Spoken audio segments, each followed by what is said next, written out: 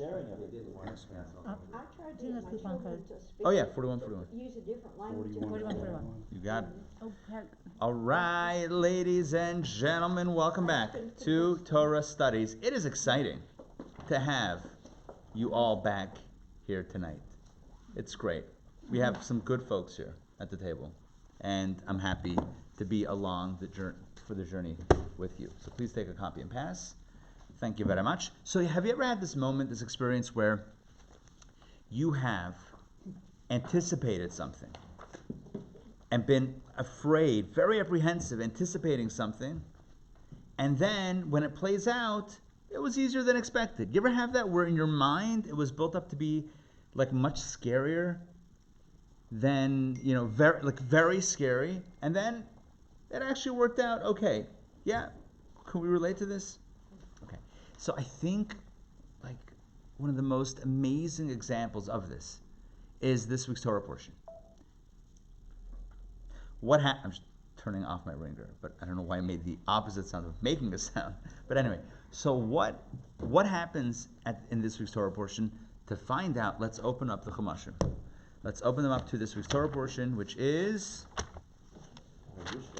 Vayishlach.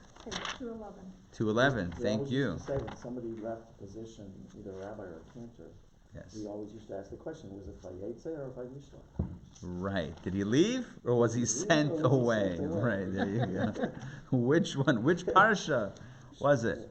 All right. So Vayishlach. Vayishlach is 2:10 in the Hebrew, 2:11 in the English. Before we continue, we have to mention a few things. First of all, welcome back to Dr. Maxey. Welcome back. It's great to see you. It's good to see you, upright and mobile. I also wish to mention Ray, who is usually here. Ray is right now either... did she leave yet?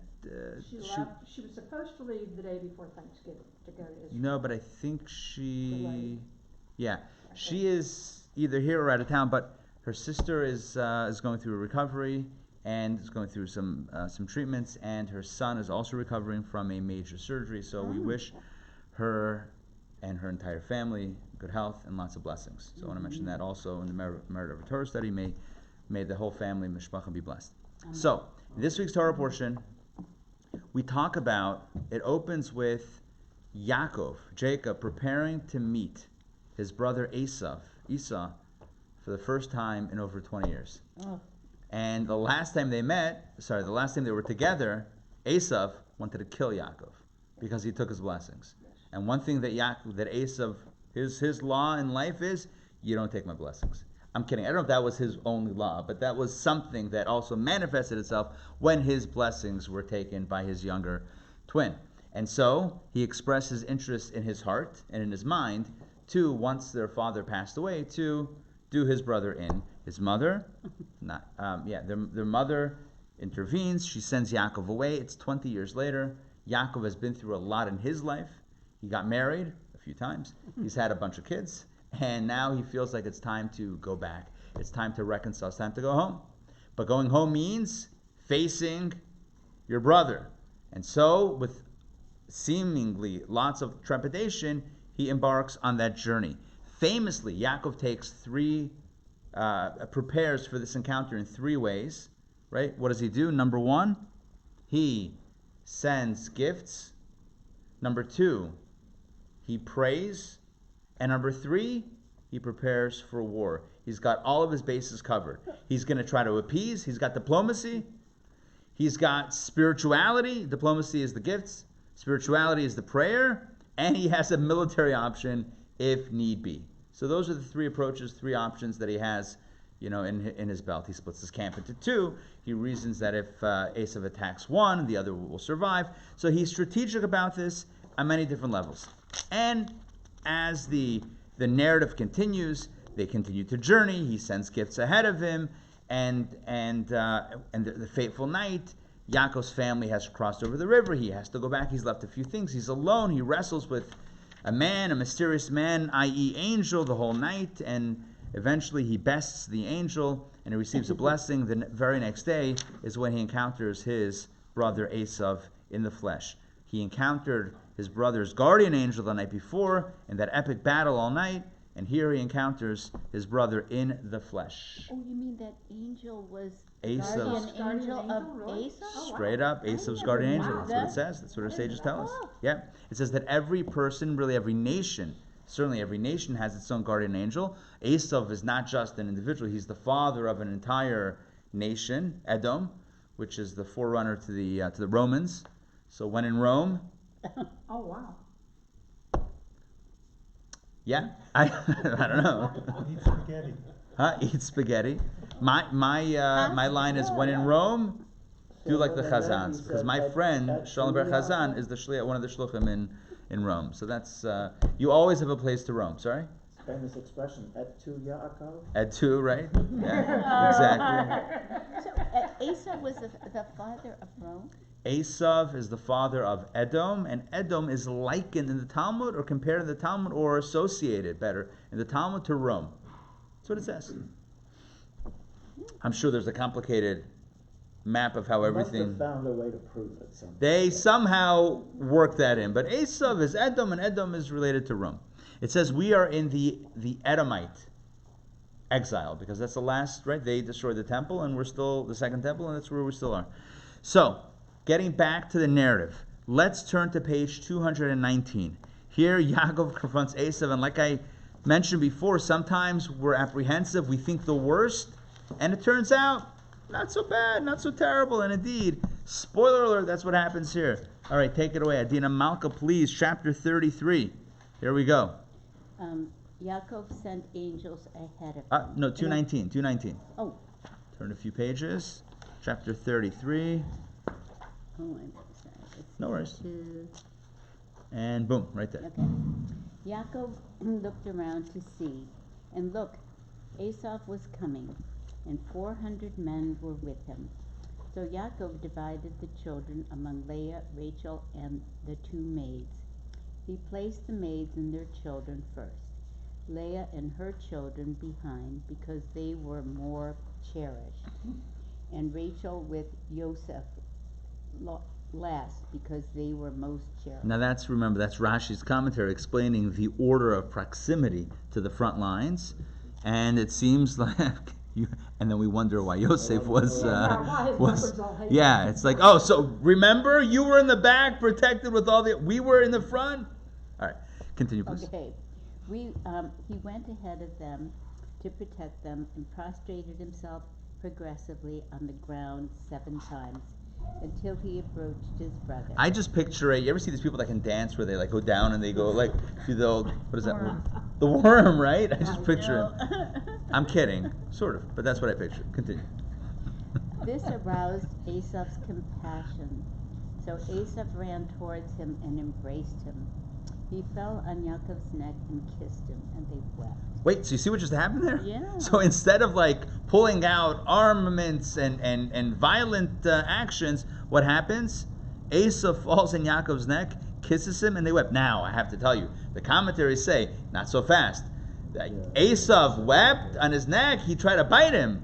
And Yaakov's, that's what it says. That's telling you what our sages say. The Medrash, Rashi says, maybe even the Talmud says this, that he tried to bite him, and Yaakov's neck turned into marble, and it turned hard. Basically, he wasn't able to bite him, and whatever. There's different ways to explain it. I've seen a modern commentary that says, how do we reconcile? The Torah says he kissed him, but the sages say he bit him, tried to bite him. How do you reconcile? The answer is, the kiss of an Esav is also a bite. Right? When the anti-Semite says, I love you, let's get along, it's like, yeah, not so fast. Right? I know where this is going. You're being nice now, but only so that, you can, and I think it's appropriate now to mention, I should have mentioned at the top of the class, that our hearts and our minds are with the victims and the families and everybody. Jersey City, it's terrible what happened. All right, let's continue. So here we have this reunion, and at least the way it's described on the surface in Torah, it's pleasant, it's happy. Continue. Esau looked around and saw the women and the children. He said, how are these people related to you? I love that question. He's right. He's like, who are all these people? I remember you. You were just one guy. Now there's this whole thing going on. There's so many women. Like what's and children, women and children. Like who are these people? All right.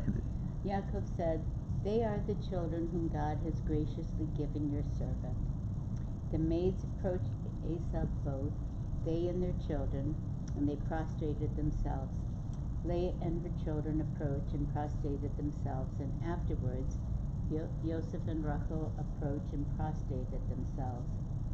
Esau said, "What was your idea of this whole entourage that I met?" "To find favor in my master's eyes," said Yaakov. Esau said, "I have plenty more than I need. My brother, you can keep what is yours." You see that? Whoa.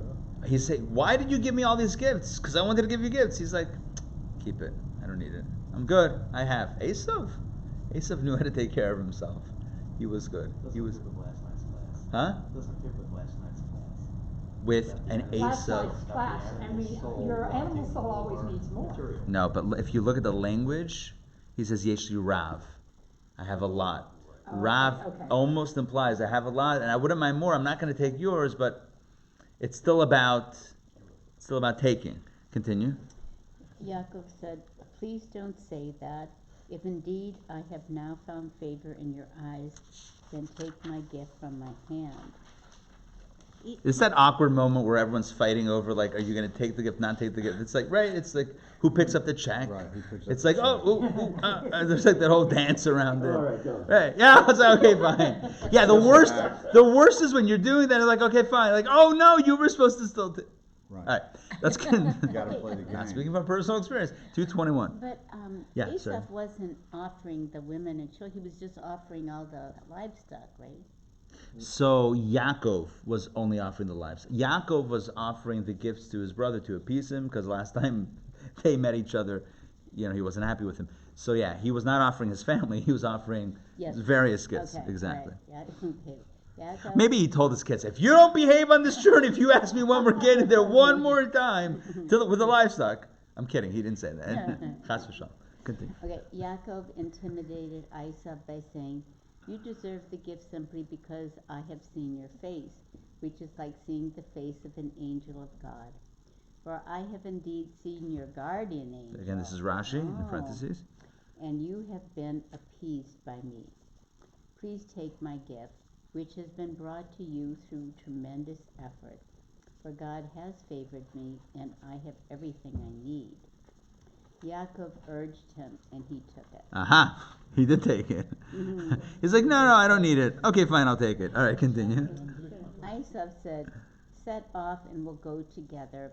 I will go alongside you as slowly as you want." So wait, let's understand where the narrative is going. So again, there's this jostling or jockeying over, the gifts, the animals. Is the gift going to happen? Is it going to be returned? Okay, it happens. The next step is Esau says, look at that last line. Set off and we'll go together. I'll go alongside you, and Rashi as slow as you want. In other words, what Esau is suggesting, that they live as a family. Kumbaya, baby. It's peace in the Middle East. It's great. It's like, it's wonderful, right? Hoseh, Shalom, Himromav. This is great. Yaakov and Esau headlining, right? The Fox Theater or whatever, the Roxy, who knows, right? Bam, bam, ba, arm in arm. They're ready to go. They have the little things. Esau's like, let's do this. We'll live together like old times. What does Yaakov say? Well, about that. About that. Let's see. Yaakov said to him, "My master knows that the children are tender. The flocks and the cattle which are raising their young depend upon me. If they push them too hard one day, all the flocks will die. Let my master please go ahead at his own pace before his servant, and I will move at my own slow pace according to the pace of the animal workforce that I am responsible for, and according to the pace of the children, until I come and meet my master at our final destination of Seir." All right, and we can stop right here. So what happens? What does Yaakov say in short? It's a lot of words. No. No, thank you. Thanks, but no thanks. I'm going to pass on that.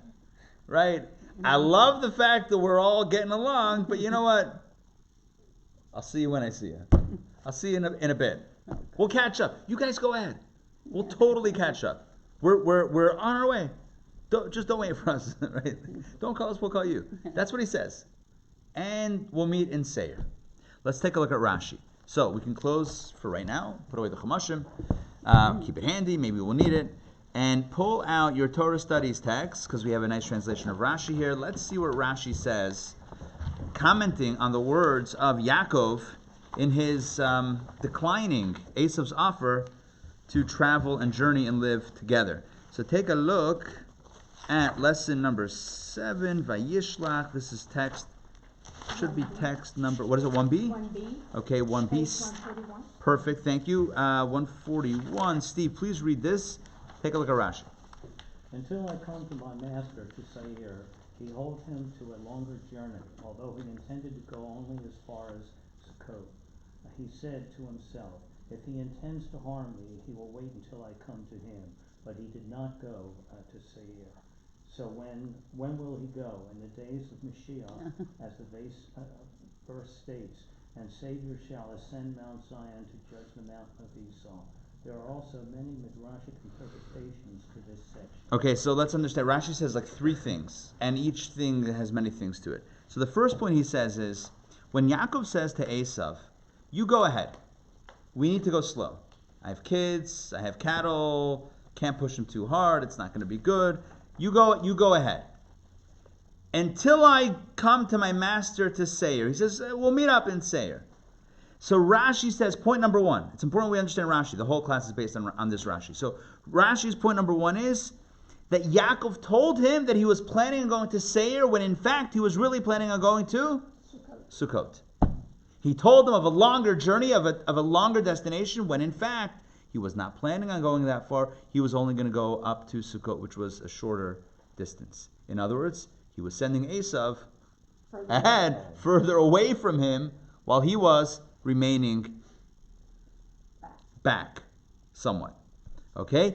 And what was the rationale? He said to himself, if he intends to harm me, well, he's going to be in the wrong location. He's going to be waiting for me to show up to Seir, but I'm not planning on going there. Rashi says, but there will come a time when Yaakov will meet up with Esav on Har Seir, and he quotes a verse from Ovadja, the prophet Obadiah, who says, "Va'olu Moshiach b'Har Tzion l'shpot et Har Esav, v'hayta la'Hashem hamlucha," that in the Messianic era, Savior, Akol Haaretz, Shem Echad Shmo Echad, that day God's name will be one, right? These are major ideas about the Messianic era and about God's sovereignty over the world and recognition amongst all peoples.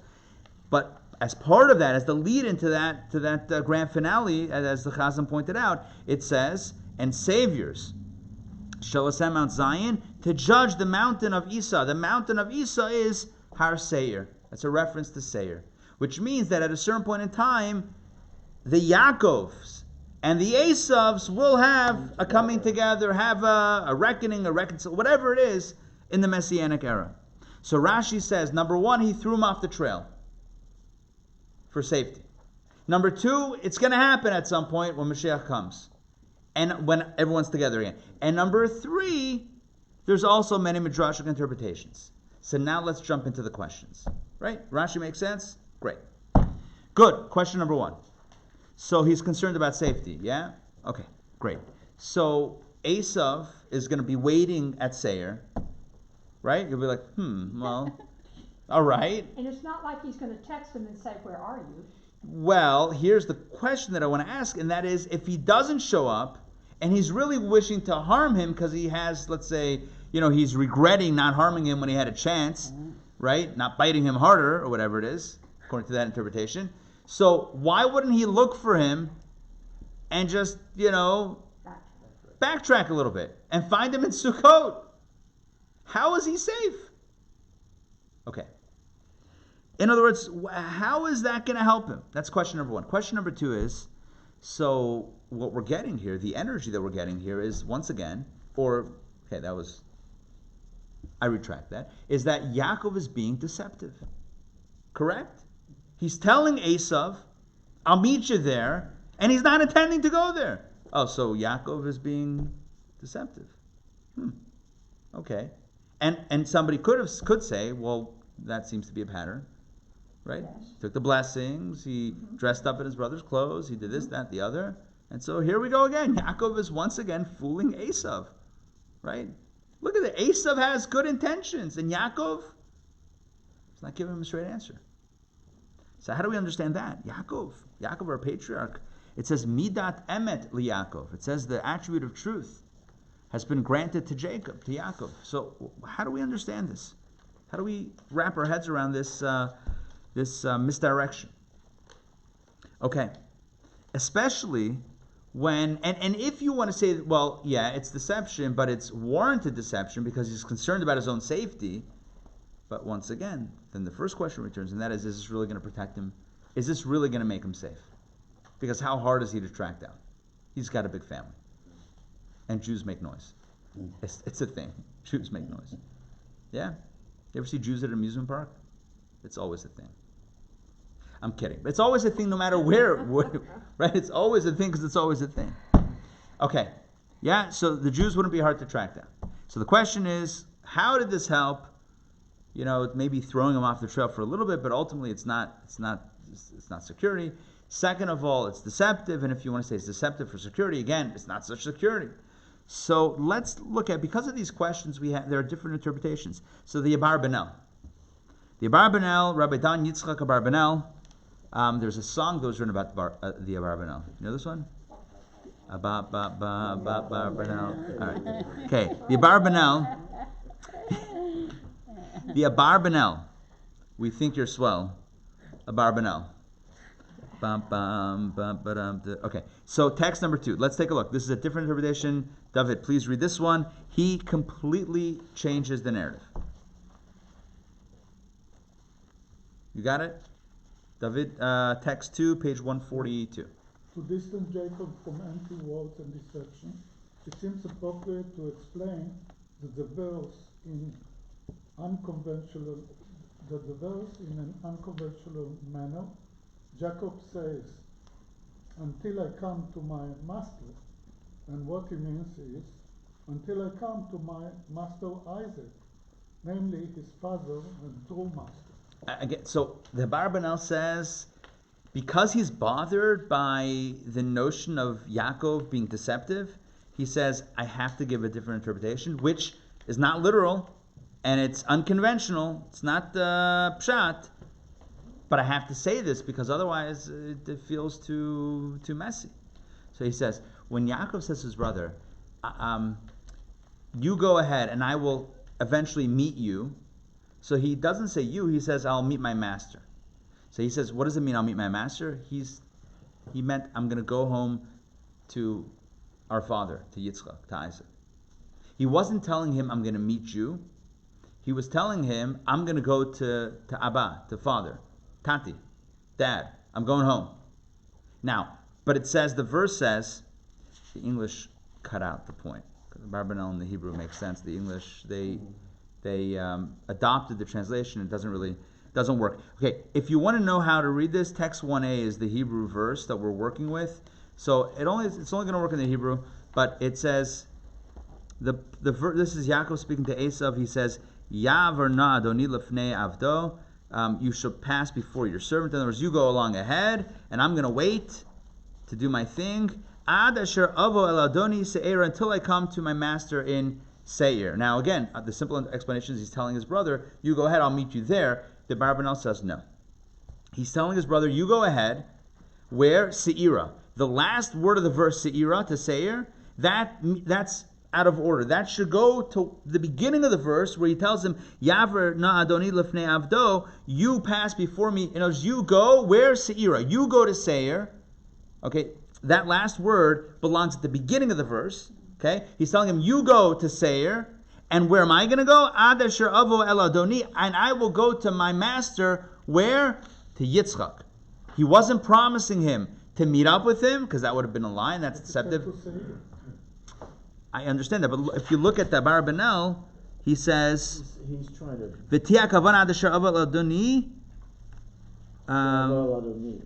No, but look at the Abarban on the Hebrew. K'dei laharchik as Yaakov min shav v'dvar kazav nearly lefarish hapasuk ba'ofen achar shu mesuris. It's mixed up. It's out of order. Mesuris means it's in the wrong order. So he says you take the last word and you put it by the beginning, and then you can make sense of it. He's telling him, you go to Seirah, you go to Seir, and I will go to Adoni, to my master. Who's that? Not Esav. My master is my father. Now, he addresses the other issue, which is, he said Adoni referring to Esav before, so you have two Adonis, two my masters, meaning two different things, according to the Barbanal. It means one, in the same verse, first time it means Esav, second time it means Yitzchak. That sounds a little weird, but he addresses that in the second paragraph. Is Yitzchak in Sukkot? Yitzchak is, I'm not sure where he was. Yitzchak is with the Eibishter right now, no? No. I don't think he had passed away. Is still alive? Even though we read about his passing, yeah. No, sorry, we didn't read about his passing yet, I don't think. He lived to be 180. 180, yeah. Okay. Yeah, he's still there. So continue second paragraph, please. It's not too far-fetched to use the same term, master, for both his brother, Esav, and his father, Isaac, in the same sentence, for the honor due to an older brother is part and parcel of the honor due to the one's father. Indeed, our sages draw the directive to honor an older brother from the mitzvah of honoring one's father. In this reading, Jacob did not tell Esav that he would meet him and that he would go to Seir, rather that he would go to his father, Isaac, as he indeed did. Seems like that's where he was. But he didn't tell him, Master Isaac, he told him, Master Seir. I understand, right. So the Abarbanel is right. He's conceding that this is not the most obvious or most, the most logical explanation, right? Say again. Reminds me of the Republicans. Listen, we are not getting political here. We're not getting political. Here's the point.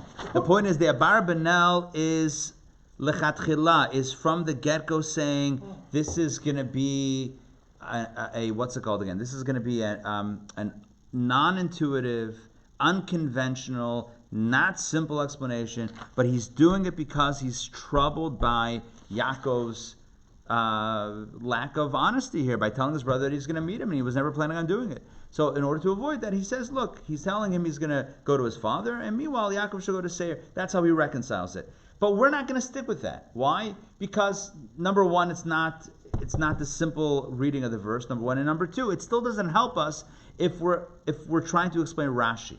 Because at the end of the day, Rashi does explain that Yaakov told him one thing when he never planned on doing it. And the question is, according to Rashi's understanding, we can ask a question on Yaakov himself, but now we're going to shift and pivot the question over to Rashi.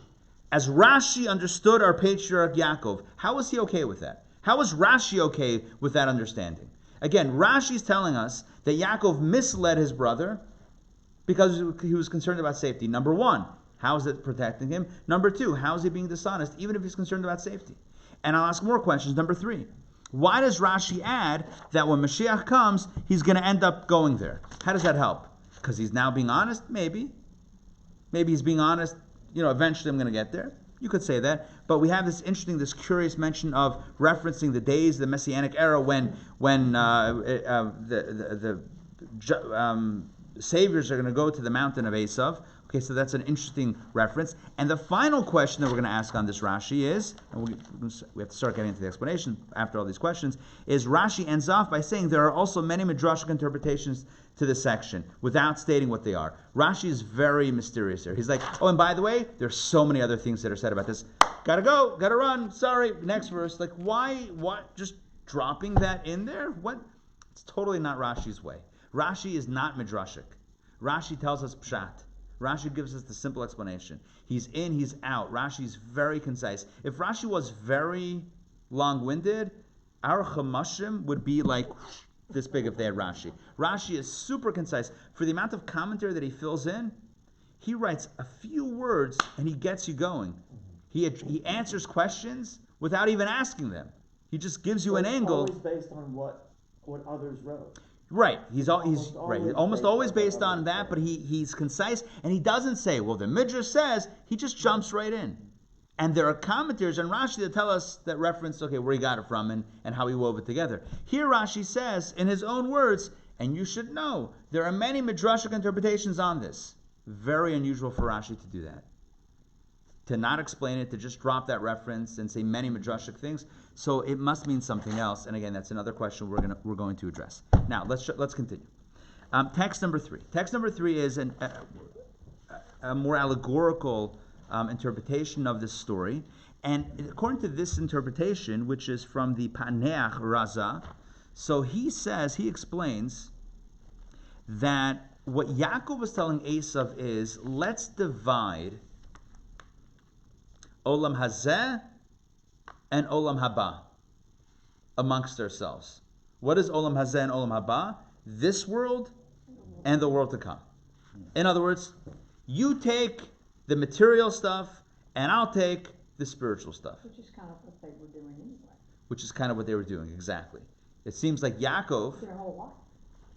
and it seems like Yaakov, when he got the blessings intended, there are some commentators that say this, Yaakov got the blessings intended for Esav, which were Yitin L'cha Hashem Elokim Mital HaShamayim Mishmani Haaretz, from the dew of heaven and the fats of the earth, and he ends up very wealthy. And almost when he's giving the gifts to Esav, he's saying, you know what? You take it. My lot is not to be the richest guy in the room.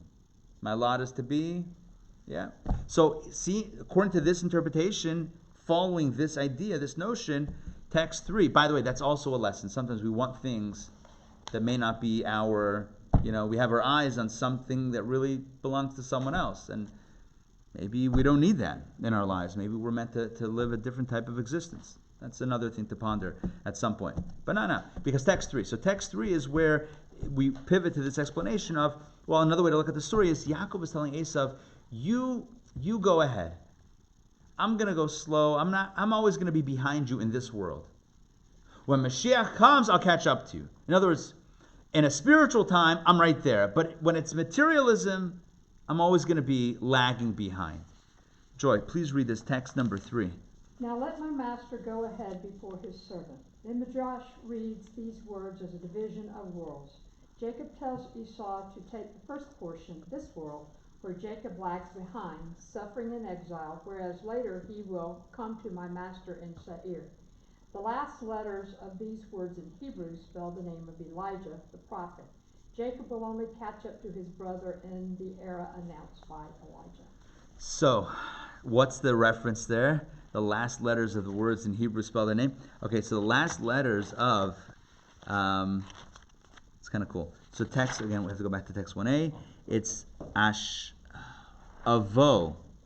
He says, Ad Asher, you go ahead, Jacob says to his brother, Ad Asher, until Avo El Adoni Seira. Until I come to my master in Seir.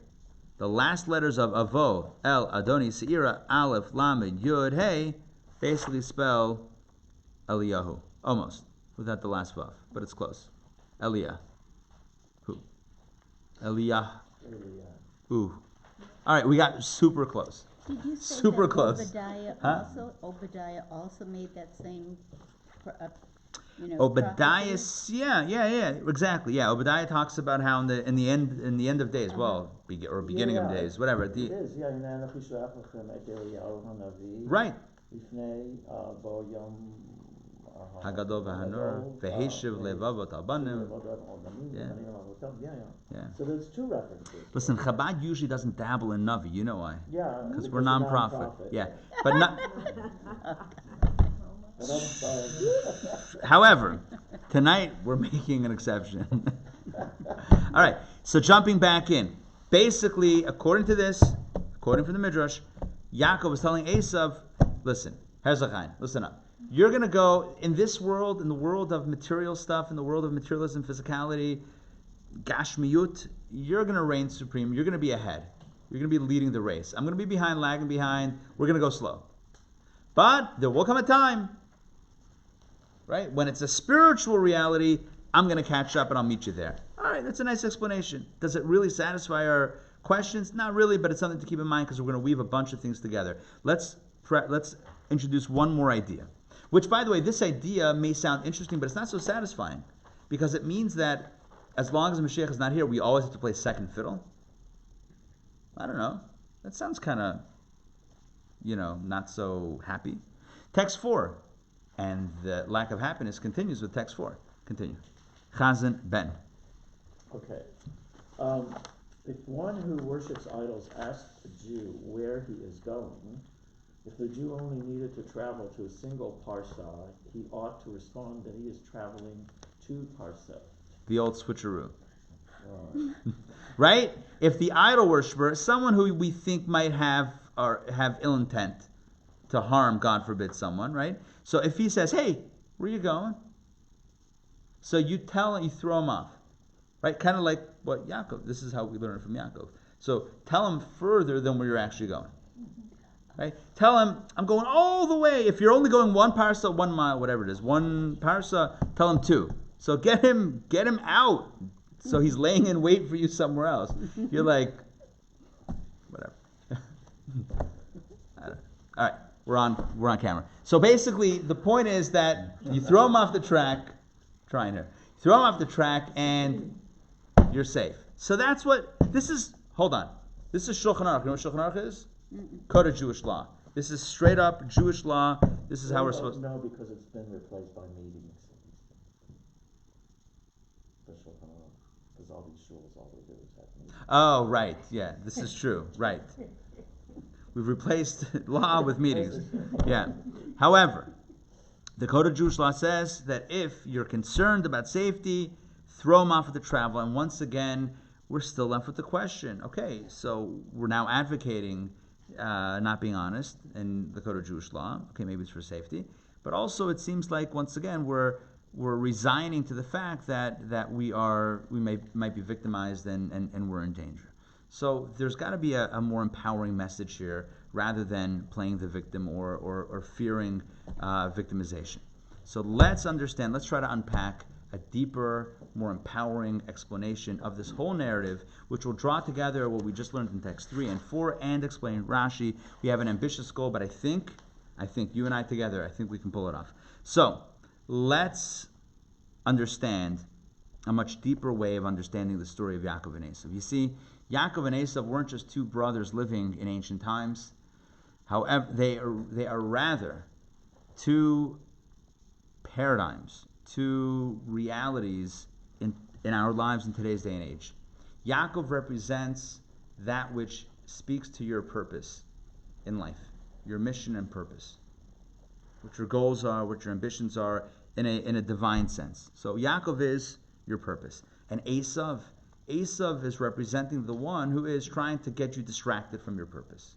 We have an inner Esav, right? When we're trying to pray and trying to connect with God. And in mitten davening, right in the middle of praying, what happens? Suddenly we're thinking about, somebody told me last night, if you want to find your keys, begin saying the Amidah. You'll start thinking of every place you've ever been and you'll probably track it down. Right in the middle of the Amidah. Because that's the nature of things, right? We try to pray and we get distracted. Right? We're about to do a mitzvah. Oh, 1 second, I just forgot. I got all this other stuff. Right? This is the nature of things. I'm not trying to be cynical. I'm just speaking from a somewhat of a practical place, because it's all by divine design. By divine design, the inner Esav, you can call it the Yetzer Hara, evil inclination, you can call it the Nefesh Bahamas, the animal soul, whatever you want to call it. Just don't call it for dinner. Whatever you want to call it, it is all about distraction. It's all about getting you away from where you need to be. So the question is, and this is a general question in life, what's the best way to deal with distraction? What's the best way to deal with machshava zarot, with foreign thoughts, with distraction, with things that get in the way, whether they're from inside or even from outside? What's the best way to deal with obstacles in the way of our spiritual progress? So for this, I want to share with you a story. I love this story. It's an old Hasidic story. It says, it's back in Russia. Setting Russia. It's before Sam's time. So the setting is the Kazakhs. You know the Kazakhs? You know I'm going to tell you another Kazakh story before the one that I actually wanted to tell. So the Kazakhs, they were famous for having the best horses. So there's a legend that goes, you know how they got their horses? So they would drive a pack of wild horses into the roughest rivers to see who would survive. Raging rivers with rapids and other things. They would take their horses, already trained, broken-in horses, and drive an entire pack of wild horses, wild Russian, vodka-drinking, Putin-carrying horses, without a shirt, right? Driving these horses into this raging river to see who would survive. But that's still not how they found the Kazakh horse. You see, they would drive them to cross over that river. The horses that crossed the river, but went back in to the river to schlep out the other horses that were drowning, that was a Kazakh horse. That was a Kazakh horse. And many a Farbrengen has been based on the story of the Kazakh horses. But now let's talk about the other story of the Kazakh horses. Where's the vodka? Where's somewhere in this building, I'm sure. Okay, so what's the other story? The story goes that there was once a Kazakh officer.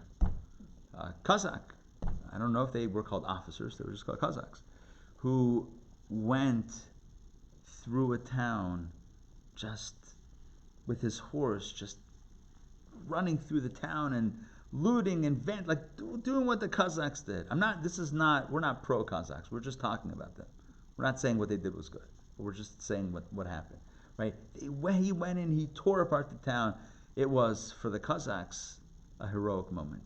So this other Kazakh, who felt like he can't be outdone by the other guy, he takes his horse and he goes to another town. He's like, I'm going to rampage this town. And he goes and he encounters a lot of challenge, and he gets obstructed and he gets almost like beat up, and he has to come back with his horse's tail between its legs, or whatever the expression is. And so he asked the first guy, what happened? How did you do it? I encountered resistance. What happened with you? He's like, I'll tell you the truth, I don't know what happened. I was riding through the Jewish quarter, and I saw, it was the Sabbath, and I saw this pot of hot cholent. And I liked it. Cholent, yeah. So I put it on the horse's back. Oh boy, did it run! It ran, zoomed through the town. That's it. I was holding on for dear life. A pogrom, who knows? I was just holding on. And whatever happened, happened. And the other guy was trying so hard. Nebuch, he couldn't pull it off. He didn't have the cholent. You know what the message is? Don't put the cholent on your back, right? Well, depends what you want to accomplish. Or maybe you should. It's a complicated story, but here's really the message. The message is sometimes the best things happen when we're not focused on making them happen. Right? Sometimes you're focused on getting it done, you're not going to get it done. By accident, sometimes things happen better. Or while you're focused on something else, right, the other stuff takes care of itself. And that's really the message, that's really where we're going with all this. You see, you didn't think you were going to hear a story tonight about Kazakh horses and cholent. Yeah, I know that you didn't, guaranteed. But here's the message. What happens when we find ourselves being distracted and being derailed by inner Asavs or outer Asavs, forces internally, externally, that try to cut us down and distract us? What's the best approach? You know what the best approach is? Put your cholent on your back. But the best approach is to ignore, to not give it too much credence, to not try too hard to deal with the distractions. Just focus on the positive. Focus on the cholent, and the rest will take care of itself. Take a look at this wonderful letter. I'm telling you, this is, if you could take this letter and live with it, and it can be so, all of us, and it can be so life-giving for each one of us in our own way. Text number 5. Chazam, up to you? Yeah, I read the last Oh, you did read the last one? Yeah. So David, sorry. David, read this one. Greetings and blessings. In response to your letter, in which you write about disturbing thoughts, you should divert your focus from them entirely and have words of Torah readily available in your mind. Certainly you know chapters from Tanya and other Hasidic discourses by heart. Understand how radical this advice is. Because it seems like very This person was writing, I don't know the original letter. People may know this. I don't know offhand what the original letter exactly stated about what are these machshavot hamevalvalot. What are these distracting thoughts? I have a few ideas of what it could be. It could range anywhere from anxiety to other forms of negative, or to straight up negative thoughts about negative things, right? And the Rebbe's advice is, and you would think the Rebbe would give the person advice about, some sort of tikkun, some sort of rectification for the soul, some sort of thing about, or maybe chastisement for thinking about these things, or whatever it is. And the Rebbe goes in a completely different direction. He says, just don't think about it. No, well, you can't say don't think about it because then you're thinking about it. But it's rather, here's some other stuff to think about. Just fill your head with other things. Look at this next paragraph. It's so powerful. The quip of my esteemed father-in-law, the Rabbi, of blessed memory, is well known, that things crawl into an empty space. Isn't that powerful? Yeah. Naturally, if one's brain is full of words of Torah and prayer, and they are even recorded to memory, they remain seared in the mind even when one is not actively thinking about them. Indeed, if the mind is not empty, fewer things crawl inside, and even if it does sometimes happen, it is easier to banish them. I can't overstate how powerful that advice is. If we don't have intentionally healthy, positive Torah thoughts in our head, then we're creating the possibility for there to be a vacuum in which can crawl all sorts of negativity. And again, we can, whatever that means for each of us. Continue. The blessing and success for the study of Torah and the fear of heaven. This was the Rebbe's advice, and it's not just one letter. There are many letters in which the Rebbe says this, and the message is to not pay too much attention to the Esav.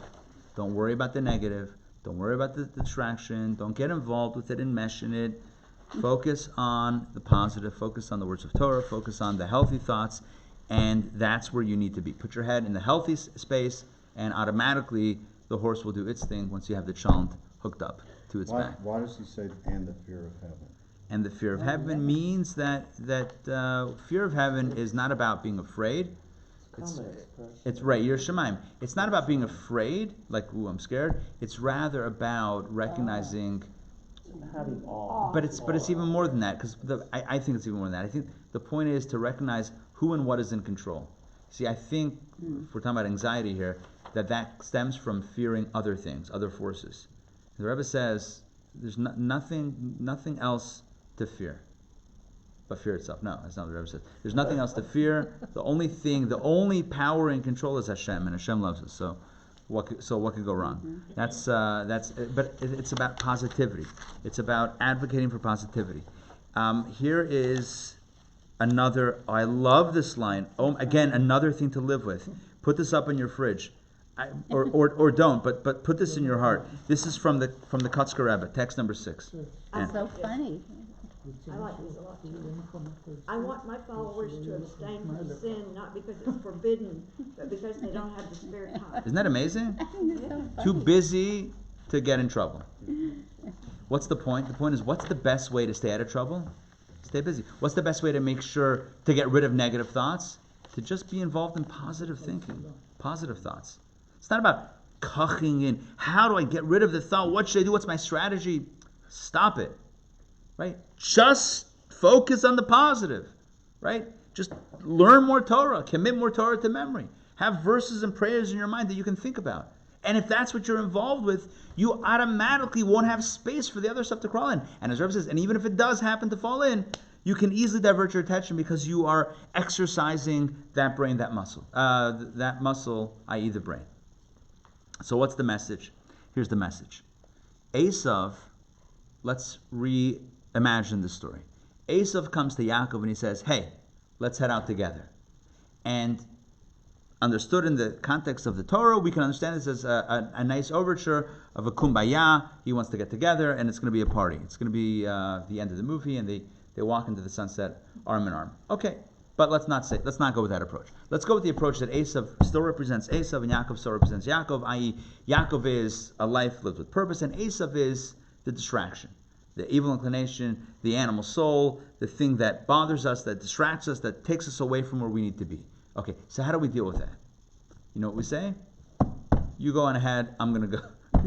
You go ahead, and I'll catch up later. That's what you say. And if I'm not there, start. If I'm not there, just wait for me. Don't worry about it. You're good, I'm good. The point is not to worry too much about the Esav. Don't get enmeshed in the whole thing. Well, I don't want to go with you. I do want to go with you. It would be good. It won't be good. It's not about, don't get too involved with the Esav. Just move it along and you keep on your path. And ultimately, as the Rebbe explains, this is the Rebbe's explanation on this, ultimately, what Yaakov is telling Esav is that in his own journey, there's a message again here, just to be very clear, is don't get distracted. Don't let the things distract you. Stay focused on your journey. Let the Yetzer Hara do its thing. Let it blah blah blah. Let it do its thing. Don't worry about it. You keep focused on positivity. You keep focused where you need to be. As Yaakov tells Esav, he says the language that Rashi uses. Rashi says he told him of a longer journey. Hirchiv lo haderech. Yaakov told him longer than he actually intended on going. That's how we understood it before. But hirchiv doesn't mean longer. What is rachav? Widened. Not lengthened. Rechovot. Means wide. It means wide.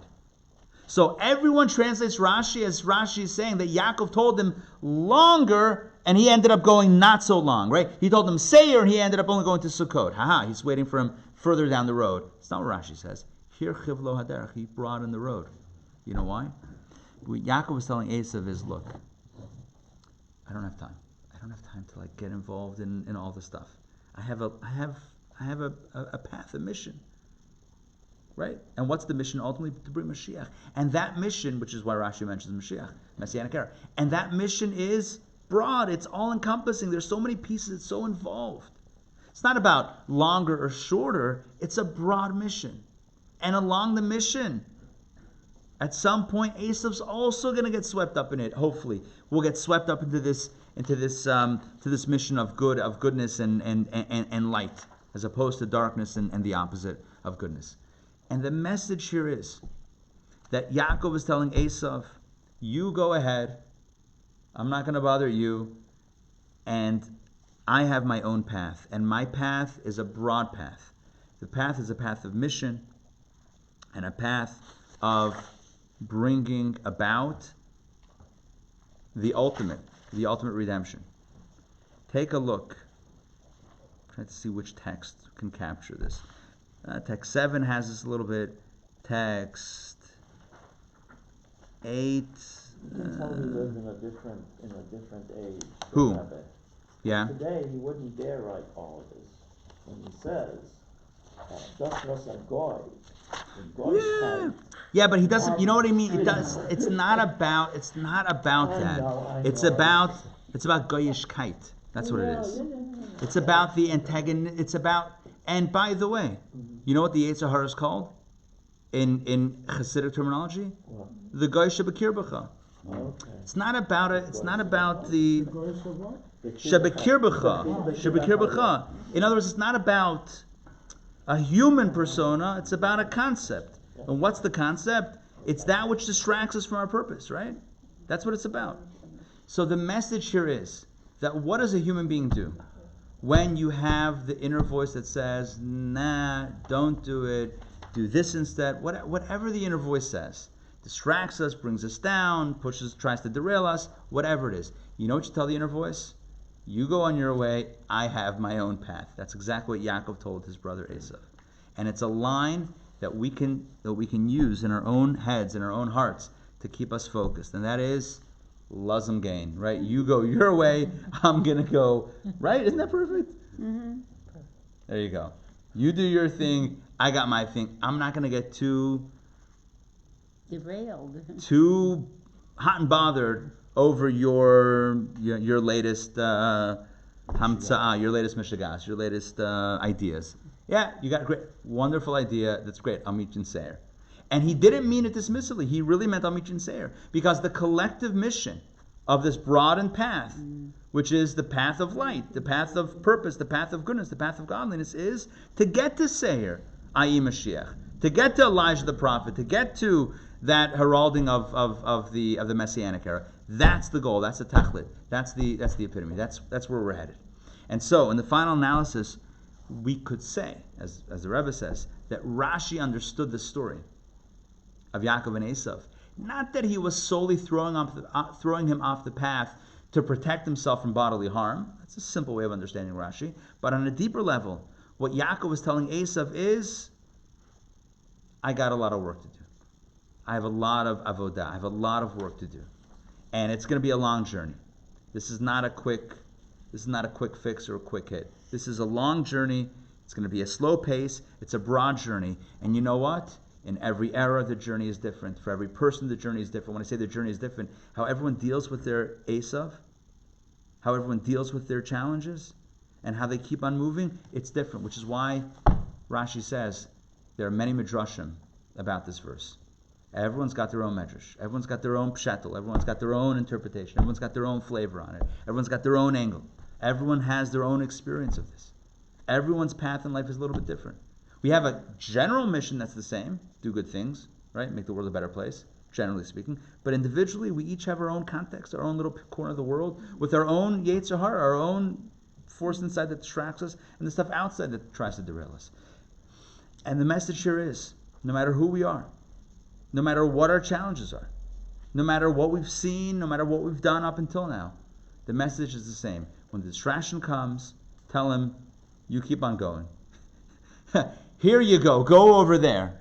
And I need to keep on going this way. This is where I need to be. Don't get too thrown off. Yaakov doesn't get too involved. He doesn't panic. He doesn't lose his bearings. He doesn't get all, convoluted. He says simply to Esav, you want to go together? Great. Go ahead. Yeah, go along, run along. And I have my path. I have my purpose. And we're going to meet up. Because one day, it's all going to come together. Yeah. Well, was Jacob hoping for a better outcome since he had wrestled with the angel and subdued him? I think of the various options. I can't speak for Yaakov. I think Yaakov had it was a pretty calm encounter. Of all the ways that it could have gone, I think it worked out pretty well. Where he was able to give his gift, on whatever level we understand that, whether it's a gift or returning part of what he had taken, however we understand it, he had given his gift, reconciled to some extent, and really given the message, I'm not going to get all, tensed up. I'm not going to get all anxious about you, because of what's going on, what you represent. I'm going to keep on going my way. So, again, on a practical level, what it means for us is, don't get too bothered by the challenges. Just do it. Just do it. With the shofar. Nike. Right? The swoosh. It's the shofar. We know that. What is that chaf vav? What is that? Chulu. Etc. It's like quoting a verse or another phrase. Just the first part. So again, in the final analysis, I feel like we need a finale here. All right, this is going to happen. We're brewing it up. The finale is we have to be strong. We have to know our purpose. We have to know ourselves. We can't get too bogged down with the negative. The negative, just let it slide right off. Right? Just grab the chalent, put it on the horse, and off we go. L'chaim. Good stuff. All right.